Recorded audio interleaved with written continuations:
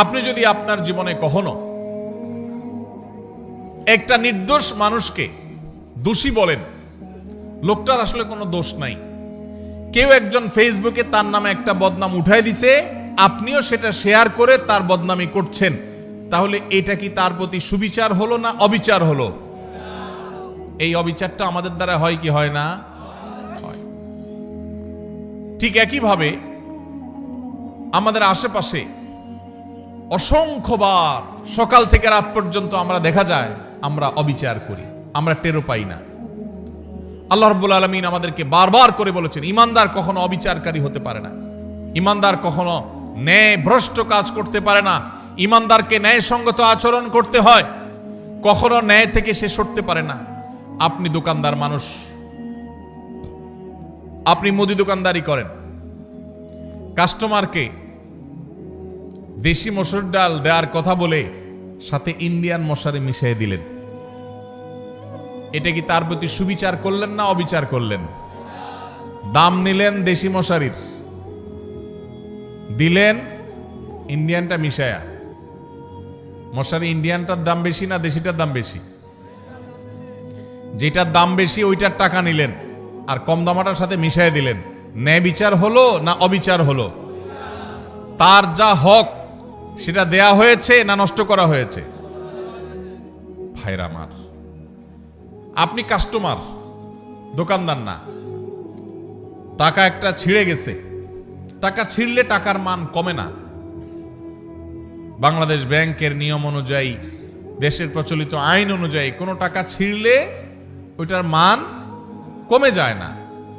কিন্তু যেভাবেই হোক আমাদের সমাজে কারোর কাছে ছেঁড়া টাকা থাকলে সে ওই টাকা চালাইতে খবর আছে, কারণ কেউ ছেঁড়া টাকা নিতে চায় না। এই জন্য আপনার কাছে কোনোভাবে একটা ছেঁড়া টাকা চলে আসছে, আপনি ছেঁড়া অংশকে লুকায়া দোকানদারকে এমন ভাবে দিয়ে দিচ্ছেন ব্যস্ততার মধ্যে বেটা ক্যাশে রেখে দিস। সুবিচার হলো নাকি অবিচার হলো? দোকানদার আপনাকে জিনিসটা দিছে ভালো, আপনি টাকাটা দিছেন এমন টাকা যে টাকা নিয়ে তার ভেজালে পড়া লাগবে, তাহলে কি সুবিচার হয়েছে না অবিচার হয়েছে? একজন মানুষ, তিনি এখানে নাই, তিনি এখন বাজারে গেছেন, আরেকজনের সাথে বসে তার ব্যাপারে আপনি বদনামি করলেন, তার প্রতি সুবিচার হলো না অবিচার হলো? এগুলা দূরবর্তী অবিচার। আমরা যদি একেবারে প্রাসঙ্গিক, একেবারে সবচেয়ে নিকটবর্তী যে সুবিচার অবিচারের বিষয়টা সেটাও দেখি, তো আমরা দেখব যে আমরা ওই যে আমি শুরুতে যে প্রবাদের কাছে কথা বলছিলাম, আমরা নিজের বেলায় 16 আনা, অন্যের বেলায় 1 আনাও, এটা কি সুবিচার না অবিচার? এই সমাজে বেশিরভাগ মানুষ দেখবেন এত বেশি স্বার্থপর যে নিজেরটা 16 আনা বুঝে, আরেকজনেরটা 1 আনাও বুঝে না। এই লোকটা ভিতরে সুবিচার আছে না অবিচার আছে? আল্লাহ রাব্বুল আলামিন অবিচারকারী মানুষদের ভালোবাসেন না, আল্লাহ ভালোবাসেন সুবিচারকারী মানুষদের। ভাইরা আমার, আপনি রাস্তায় যাচ্ছেন, হঠাৎ করে দেখলেন একটা ভেজাল বাজছে, গন্ডগোল চলছে। কি গন্ডগোল? আপনার খুব ঘনিষ্ঠ এক বন্ধু বাইক নিয়ে যাচ্ছে, রিকশাওয়ালার সাথে কোনোভাবে অ্যাক্সিডেন্ট হয়ে গেছে, এখন এটা নিয়ে বাদানুবাদ ঝগড়া চলতেছে, কার দোষ কার গুণ। আপনি সেখানে গিয়ে যখন দেখছেন যে আমার দোস্ত বাইক চালাচ্ছে, রিকশাওয়ালার সাথে সংঘর্ষ হয়েছে, রিকশা আরোহী পড়ে গেছেন, আহত হয়েছেন, রিকশাওয়ালা ক্ষতিগ্রস্ত হয়েছেন, আপনি চোখ বন্ধ করে ডাইরেক্ট যায়া যেভাবে হোক ঘুরায় পেঁচায় আপনার দোস্ত, আপনার বন্ধুর পক্ষ অবলম্বন করলেন, আর রিকশাওয়ালা বললেন, ভাই আপনারই তো দোষ মনে হচ্ছে। সুবিচার না অবিচার?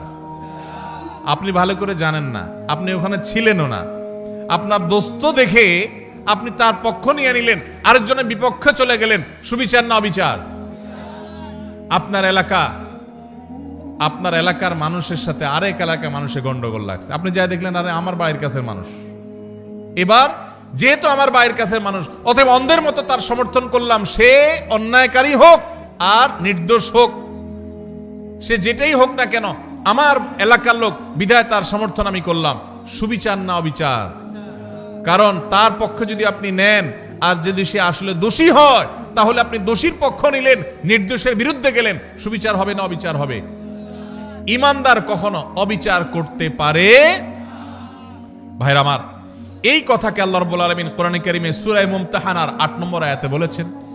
একই কথা আল্লাহ রাব্বুল আলামিন কোরআনে কারীমে সূরা হুজুরাতের ৯ নম্বর জায়গায় ৯ নম্বর আয়াতে বলেছেন। একই কথা আল্লাহ তাআলা সূরা মায়দার ৪২ নম্বর জায়গায় বলেছেন। অন্তত ৩ জায়গায় আল্লাহ তাআলা বলেছেন, ইন্নাল্লাহা ইউহিব্বুল মুকসিতিন। আল্লাহ বলেছেন, ওয়া আকসিতু, তোমরা সব সময় ন্যায় বিচার করে চলবে। খবরদার, ন্যায় বিচার করে চলবে, কারণ আল্লাহ তাআলা ন্যায় বিচারকারীদেরকে, ন্যায়নিষ্ঠ আচরণকারীদেরকে, ইনসাফকারীদেরকে ভালোবাসেন। জালিম, অত্যাচারী, অবিচারকারী এরকম মানুষকে আল্লাহ পছন্দ করেন না, ভালোবাসেন না। আল্লাহ ভালোবাসেন তাদেরকে যারা ন্যায় বিচার করে। অনেক লোক নামাজ পড়ে, ন্যায় বিচার নাই, আছে না নেই? অনেক লোক লম্বা দাঁড়িয়ে আছে কিন্তু ন্যায় বিচার নাই, আছে না নেই? এক ছেলে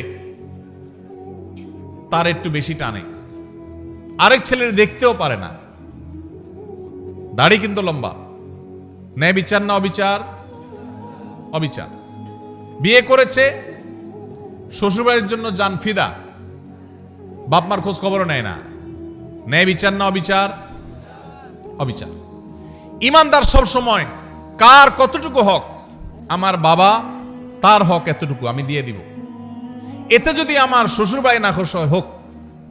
এমন কি আমার শ্বশুরবাড়ির যতটুকু হক ততটুকু আদায় করতে গেলে যদি বাপের বাড়ি না খুশি হয় হোক, আমি কোনোদিন অবিচার করব না।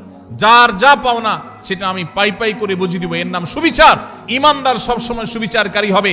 আজকের এই সমাজে দাড়িওয়ালা মানুষ কম বেশি আছে, টুপিওয়ালা মানুষ কম বেশি পাওয়া যায়, নামাজি মানুষ, রোজাদার মানুষ কম বেশি পাওয়া যায়, ওয়াজ মাহফিল শোনা মানুষের সংখ্যাও কম নয়, কিন্তু সুবিচারকারী মানুষের সংখ্যা এদেশে হাতে গোনা হয়ে গেছে, নগণ্য হয়ে গেছে, হারিয়ে গেছে। ভাইরা আমার, আমরা আমাদের জীবনের পরতে পরতে প্রত্যেকটা জায়গায় জায়গায় আমাদের ন্যায় বিচারের প্রশ্ন আসে। আমরা হয়তো মনে করেছি অনেকে ন্যায় বিচার আর অবিচার এগুলো তো জজদের কাজ, বিচারকদের কাজ। না ভাই, আপনি নিজে বিচারক। প্রতিটা পদে পদে আপনার বিচারের প্রশ্ন আসে। শুধুমাত্র মুসলমানদের সাথে না, এমনকি অন্য ধর্মের মানুষও যদি হয়, হিন্দু, বৌদ্ধ, খ্রিস্টান, যে কোনো ধর্মের মানুষও যদি হয়, আল্লাহ বলেছেন কোরআনে, লা ইয়ানহাকুমুল্লাহু আনিল্লাযীনা লাম ইউকাতিলুকুম ফিদ-দীনি ওয়া লাম ইউখরিজুকুম মিন দিয়ারিকুম আন তাবাররুহুম ওয়া তুকসিতু ইলাইহিম ইন্নাল্লাহা ইউহিব্বুল মুকসিতিন। অন্য ধর্মের মানুষরা তোমাদের উপর যদি কোনো যুদ্ধ চাপায় না দেয়, তোমাদের দেশ থেকে বের করে না দেয়, শান্তিপূর্ণভাবে যদি সহাবস্থান করে, তাহলে তাদের প্রতি অন্য ধর্মের মানুষ হওয়া সত্ত্বেও ন্যায়নিষ্ঠ আচরণ করতে আল্লাহ নিষেধ করেন না, বরং ন্যায়নিষ্ঠ আচরণকারীদেরকেই আল্লাহ ভালোবাসেন। এই জন্য ন্যায়নিষ্ঠ আচরণ করব তো ইনশাআল্লাহ। ভাইরা আমার, আমাদের জীবনের প্রতিটি পদে পদে কিন্তু ন্যায় আচরণ করার ব্যাপার আছে। এখন মুশকিল হলো, আমরা ন্যায়সঙ্গত আচরণ বা ন্যায় বিচার এটা অন্যের বেলায় অনেক সময় করতে পারি, নিজের লোক হলে তখন পারি না। আল্লাহ রাব্বুল আলামিন সেজন্য বলেছেন, ওয়াইন কুলতুম ফাদিলু ওয়ালাউ কানা যা কুরবা। যখন কথা বলবা ইনসাফের সাথে বলবা, সত্যটা, হক কথাটা বলবা, যদিও তোমার আত্মীয় হয়, রক্ত সম্পর্কীয়, কাছের লোক হয়, তারপরও হক কথা বলতে দ্বিধা করবা। একটা অপকর্ম করেছে কে? আপনার চাচাতো ভাই বা আপনার আপন ভাই বা আপনার শালা, আপনার কাছের কেউ। আপনার এখন মুখে একেবারে কুলুপ, মুখে তালা, আপনি কিচ্ছু দেখেন নাই, কারণ আকামটা করছে কে? কাছের লোক। এটা কি সুবিচার না অবিচার? অবিচার। আমার বাবাও যদি অন্যায় করেন, আর যদি এখানে আমার সাক্ষ্য দেওয়ার প্রশ্ন আসে, একজন মুকসিত, যাকে আল্লাহ ভালোবাসেন, সেই সৌভাগ্যবান মানুষ, সেই ইমানদার, তিনি তার বাবার বিরুদ্ধে সাক্ষ্য দিবেন, তারপরেও তিনি অবিচার করবেন না। সহজ কথা না ভাই? ওয়াজ করা অনেক সহজ, এই বিষয়টা আমল করা এত সহজ না। আল্লাহ রাব্বুল আলামিন কোরআনে কারীমে সেজন্য বলেছেন, ওয়ালা ইয়াজরিমান্নাকুম শানাআনু কওমিন আল্লা তা'দিলু ই'দিলু হুয়া আকরাবু লিত-তাকওয়া।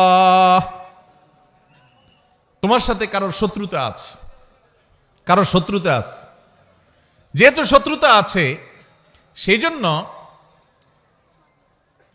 ওই বেটা কোনো কারণে ফেঁসে গেছে,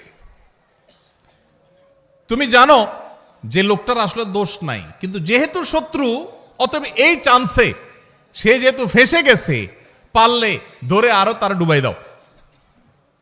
এই আচরণটা আমাদের সমাজে আছে না নাই? রাজনৈতিক দ্বন্দ্ব আছে, আপনি এক দল করেন, সে আরেক দল করে, যেভাবে হোক সে ফেঁসে গেছে, আসলে সে দোষী না, আপনি জানেন। দোষী হলে তো ভিন্ন কথা, মনে করেন সে দোষী না, এটা আপনি জানেন, যেহেতু তার সাথে আপনার রাজনৈতিক দ্বন্দ্ব আছে এবং সে ফেঁসে গেছে, তার নামে একটা বদনাম উঠে গেছে, তাহলে এবার এই চান্সে আপনিও ঢোল পিটাইয়া তার বদনামে আরো বাড়ায় দিলেন। সুবিচার না অবিচার? আল্লাহ এই কথা বলেছেন, ওয়ালা ইয়াজরিমান্নাকুম শানাআনু কওমিন আল্লা তা'দিলু।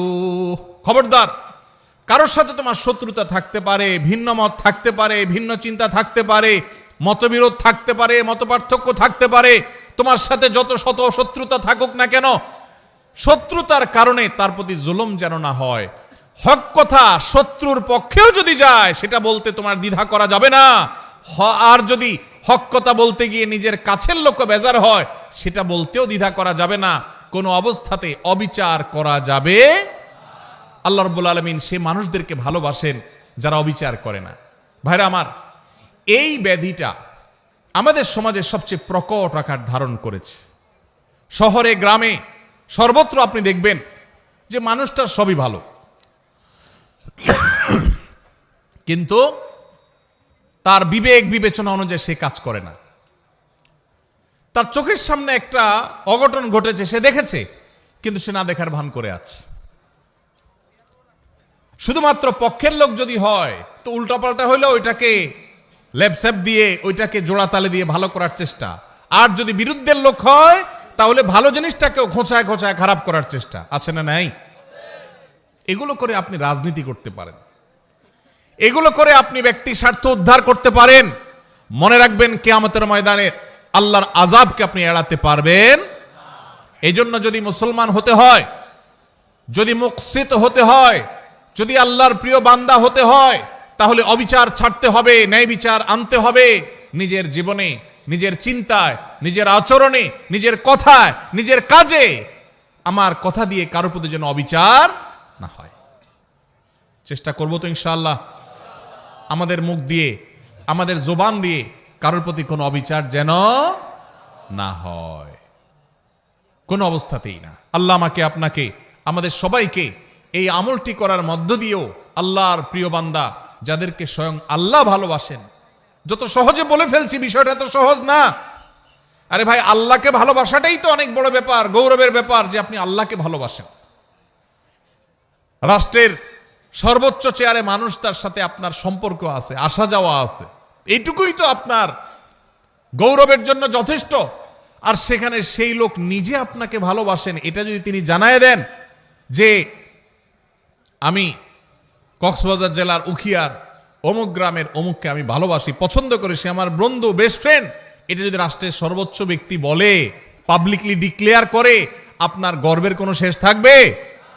সেখানে স্বয়ং আল্লাহ রাব্বুল আলামিন, কোন রাষ্ট্রের প্রধান না, এই সকল সৃষ্টি জগতের মহান সৃষ্টিকর্তা যিনি, তিনি নিজে ঘোষণা দিয়েছেন, যাদের মধ্যে ইনসাফ আছে, যাদের মধ্যে ন্যায় বিচার আছে, যারা অন্যায় করে না, জুলুম করে না, নিজের প্রতিও না, শত্রুর প্রতিও না, অমুসলমানের প্রতিও না, কারোর প্রতি না, ন্যায় এবং ইনসাফের ক্ষেত্রে তারা এক চুলে দিক সেদিক হয় না। কে নাখোশ হলো আর কে খুশি হলো, তার দল থাকলো কি থাকলো না, তার পছন্দের লোকজন তাকে ভালোবাসলো কি বাসলো না, এসব দেখা দেখি নাই। সৎ এবং সত্য কথা সে ঠিকই বলে, ইনসাফ ঠিকই করে, জুলুম কারোর প্রতি করে না। এই মানুষকে স্বয়ং আরশের মালিক, স্বয়ং রাজাদিরাজ, সকল সৃষ্টি জগতের সৃষ্টিকর্তা মহান আল্লাহ রাব্বুল আলামিন স্বয়ং ভালোবাসেন। আল্লাহ তাআলা আমাদের সবাইকে সেই সৌভাগ্য